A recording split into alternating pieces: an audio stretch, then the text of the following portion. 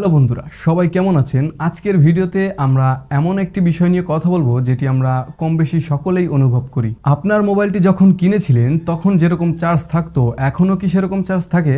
নিশ্চয়ই না।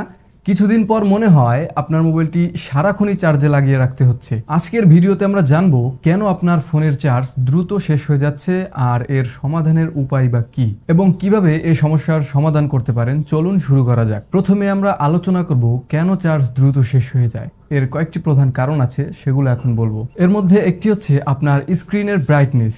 আপনার স্ক্রিন ব্রাইটনেস যত বেশি উজ্জ্বল থাকে আপনার ব্যাটারি তত বেশি দ্রুত শেষ হবে। আমরা অনেকেই অটো ব্রাইটনেস অফ করে ডিসপ্লের আলো ফুল করে রাখি। এটি করলে আমাদের ব্যাটারির চার্জ দ্রুত শেষ হয়ে যেতে পারে, এবং অটো ব্রাইটনেস অন করে রাখলে পরিবেশের আলোর উপর নির্ভর করে স্ক্রিনের ব্রাইটনেস তৈরি হয়। এজন্য আমরা অটো ব্রাইটনেস ব্যবহার করব। দ্বিতীয়ত, আমরা বলতে পারি আমাদের মোবাইল ফোনে যে সফটওয়্যারগুলো থাকে সেগুলো কিন্তু ব্যাকগ্রাউন্ডে অনেক সময় চলাচল করে। আমাদের ইন্টারফেসে সফটওয়্যারটি শো না করলেও সেটি কিন্তু ব্যাকগ্রাউন্ডে চলতে থাকে। এটি কিন্তু প্রচুর ব্যাটারি কনজিউম করে। আপনার ফোনের ব্যাটারি যদি অনেক পুরনো হয়ে যায় সেক্ষেত্রেও কিন্তু ব্যাটারি ব্যাকআপ কমে যেতে পারে। আমাদের মোবাইল ফোনের যে ম্যাপসগুলো রয়েছে, গুগল ম্যাপস বা অন্যান্য ম্যাপ যে অ্যাপ্লিকেশনগুলো রয়েছে, এগুলো কিন্তু অনেক ব্যাটারি কনজিউম করে এবং ব্যাকগ্রাউন্ডে অনেক সময় চলতে থাকে। এজন্য লোকেশন যে আইকন আছে, যে লোকেশন আইকনটি আছে আমাদের ডিভাইসে, সেটি অলওয়েজ অফ করে রাখতে হবে।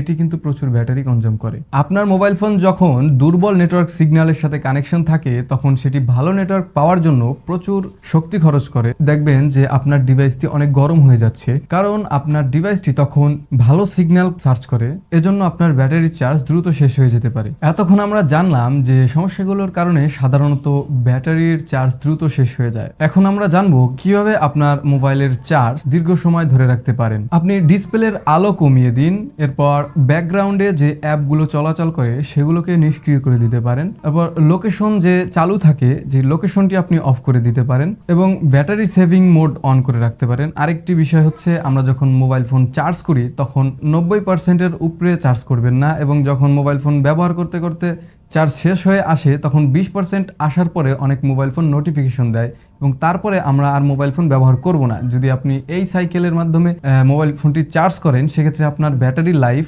অনেক দিন ভালো থাকবে। আমাদের মোবাইল ফোন যখন ওয়াইফাইতে কানেকশন থাকে, আমরা যখন বাড়ি থেকে বের হয়ে যাই তখন ডিসকানেক্ট হয়ে যায়, এবং ওয়াইফাই আইকনটি বা ব্লুটুথ আইকনটি তখন অনই থাকে। এটিও কিন্তু আপনার ব্যাটারি শেষ করার জন্য আরেকটি কারণ।